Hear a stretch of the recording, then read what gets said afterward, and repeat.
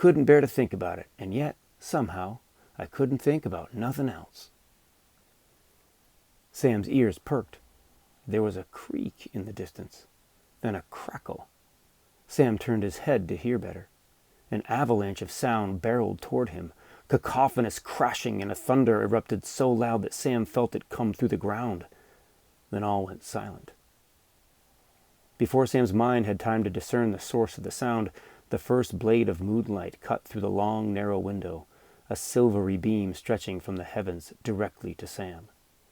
His face flushed with a heat that seeped into his veins and spread through his entire body, then flooded into his scar.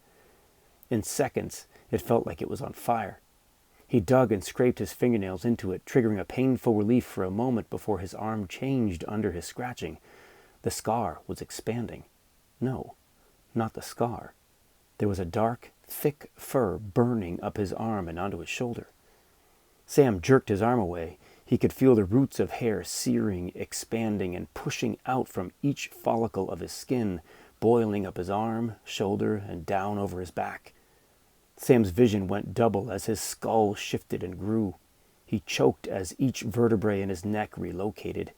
He ground his teeth as his jaw extended and the shape of his skull elongated. He was being scorched from the inside, as if the sun had set directly into his veins. His organs roiled and pressed at his ribcage, forcing it to widen. Every bone in his arms and legs burned as they stretched and pulled his ligaments from their roots.